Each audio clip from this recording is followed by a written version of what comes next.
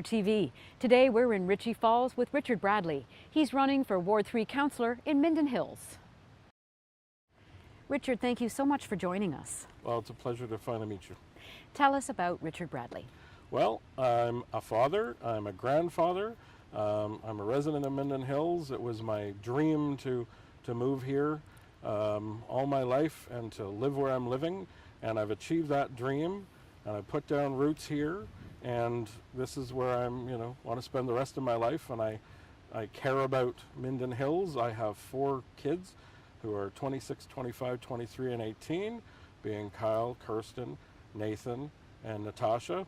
And I've also, I've learned a lot from all of my kids, and I'm very proud of them all.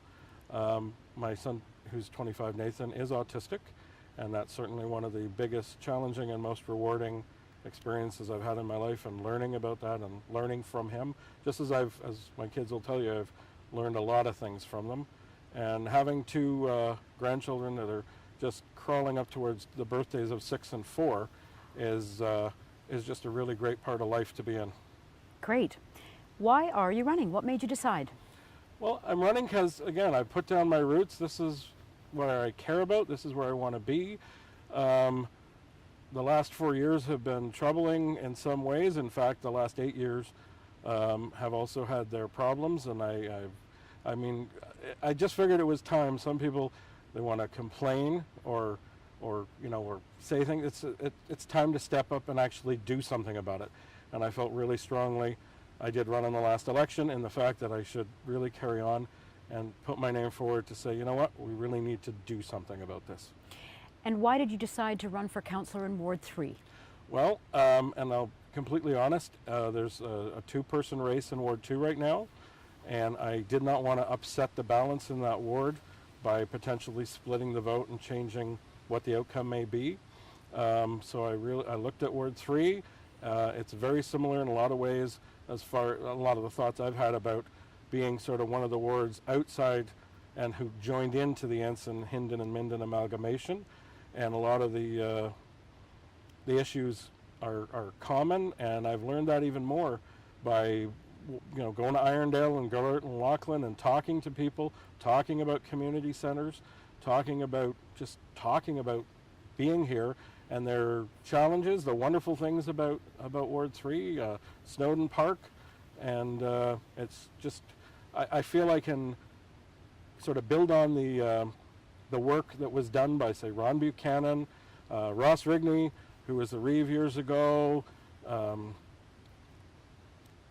Jean herself, Jean, who's been doing it. Nothing against Jean at all.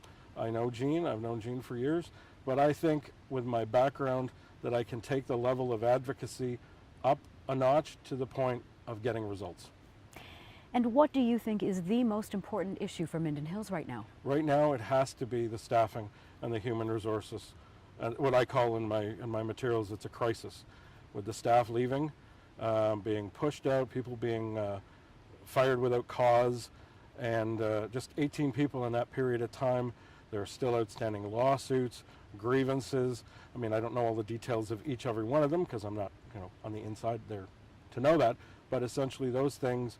And as far as what it costs, and yes, the OPP billing model is way out of whack, and we shouldn't be paying essentially for 2 detachments when we have 1. But the one that costs us more is the price of losing staff. We invest in staff, we train staff, we need staff, and we need the proper lines of communication, and the org chart needs to be respected in a manner that the politicians remove themselves from the process, and that staff issues are those under the CAO and not the politicians. Politicians set policy and guidelines and give direction, and the staff run the township. So that's how you would approach turning the issue around? Absolutely, and to foster an environment, and this is how I work every day on my real job. I treat people with respect and dignity and civility, and that's all I ask of them. If I give you that, that's what I want from you, and I can agree to disagree with people and move on and talk about the next issue, because there's nothing wrong, and when you have an issue that is just not going to happen, in saying, you know what, we're not going to accomplish that, we're not going to agree, now let's talk about the next thing, as opposed to it becoming a personal matter, meaning I don't like you or I do like you. I just think we need to bring that back, respect, dignity, and civility. Have you talked to ratepayers in Ward 3, and what is their top priority? Well, the community centers are big. There's a lot of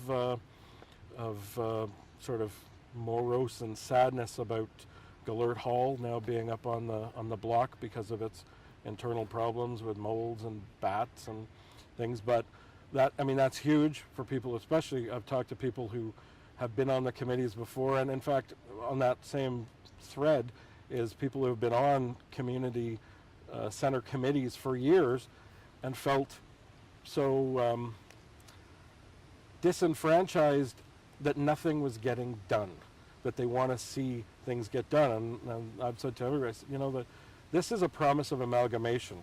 And that, yes, there's a beautiful big, the Nesbitt Arena and the community center in town, and lots of money gets spent there, and it's usually running in a deficit. And what they're really asking for is just stable funding, and it's not that much money. It would cost to properly fund, as an example, all three, if they kept Gallert up, all three of those community centers would probably cost about a headhunter and a half in a year if you put that kind of money at them. And then, of course, some money into Snowden Park. And storage come along, trees fall down, and clearing those paths so that if you want to go walk the Ross Rigney Trail, you can do that safely and enjoy that incredible place to walk through. And another one is roads, is the back roads, the Milburn Road and various others. And I've heard people say, and I read some of the that thing they do. The audit report, and the fact is, by mile per mile or kilometer per kilometer, Minden Hills spends less per kilometer than the surrounding areas, and it shows. We have apparently reserves available, for a rainy day, and I say, what's the point of having money for a rainy day if my road washes out when it rains? And what would you say to Ward 3 voters that they would make a change and vote for you? To make a change? In the fact that I want to take that level of advocacy up to results.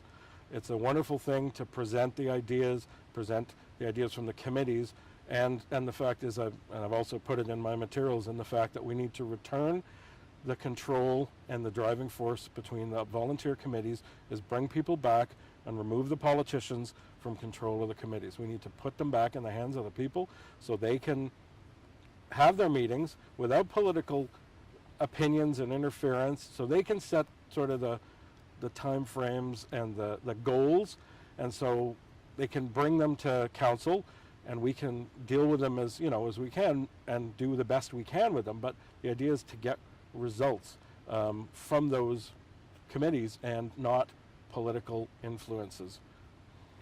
Tell me how would you prepare if you get elected? Well, I'm well versed in rules of order because I run meetings under Robert's Rules of Orders. They particularly use a slightly different model right now, but I'm familiar with the processes because for my job I run meetings like that. Yes, there's the stuff to read in the online courses and stuff, and I'll certainly look at those. But really, it's a decision-making body. The people who know the township and who invested their lives in this township, the ones that are still left, are the staff. And those are really, to me, the most valuable people to understand all the inner workings of how the township works and how it doesn't work. And then in an effort to try and make it work and make it better. It's been reported in the papers that you served the township and the Reeve with papers threatening further action. Tell me what the status is of this. Okay. On the day when I went in and registered to be a candidate, I also gave papers to Laurie Blanchard that indicated that I am no longer looking at seeking or filing any additional papers with regards to, or pursuing them with regards to the libel and slander. I also left a letter offering to settle the matter with the Reeve that would require her signature. I made it clear that I would be happy to discuss it or modify it in any way, in a way that we can end this matter. And as yet, I've heard no reply to that, and I'm still seeking advice on what I need to do to continue that or not. What is your campaign strategy? Well, listening to people, talking to people, and seeing, it's not about what I think Ward 3 needs. It's about what the people in Ward 3 think Ward 3 needs. And, I have ideas, but when I wrote up my pamphlet, I didn't write it up until after I spoke to people, and those were the things that they talked about: the community centers, the roads, being treated with, again, back to respect and dignity and civility, and feeling that they can speak to their politicians, without fear of being, of retribution for not necessarily agreeing, because people have legitimate concerns. And I see the role of council being, if somebody phones me with a concern or a problem, that means they need help. And that's what I do. I help people, and I help them get to the right place and the right process to move it forward. It doesn't mean that if they've got a bylaw complaint, I'm going to go talk to the bylaw department. If I need to, if they need that other advocacy level beyond their own communication, I would talk to the CAO who directs staff and say, just so you know, I got a call, and this is what it's about. And if you can just, see where this goes and maybe follow up with me and see where that goes. And respecting those lines of control and communication, and helping people get the results they need for their issues. That's what I see the job as. It's like the job I do each and every day. And when things become more contentious is looking at mediation.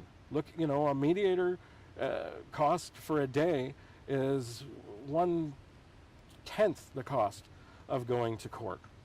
And that's also what I would look toward. That's what I'm hoping to achieve with the Reeve in some way, to mediate this thing to essentially an understanding so we can both move on, and that day is behind us. Last question. If Barb Reid remains Reeve and you're elected, can you work with her? I am committed to working with whoever is on council. I have proven that in my day-to-day work, that I can work with anybody. There will be obviously discussions, and I would think that it would be doubly, if not 10 times more important, to settle our differences, the matters at hand prior to, and then to move forward, because what really matters is Minden Hills, Ward 3, and making sure that we move forward and improve it and build on it, and put up a new sign at Snowden Park so when you drive by you actually can tell it's there. And just, again, respect, dignity, and civility. And that's the way I work. That's what I demand from people, and I demand it very respectfully, in the fact that we need to, it's not about Richard Bradley, it's not about Barb Reid or anyone else who gets elected. This is about the earning and keeping the trust of the people of Minden Hills and Ward 3, most importantly to me, and taking their issues forward so we all move forward and make it better, make this place we all live and have chosen to live, and hopefully we'll be able to stay for the rest of our lives if that's what we choose. Richard, thank you so much for your time. Oh, it's been a pleasure.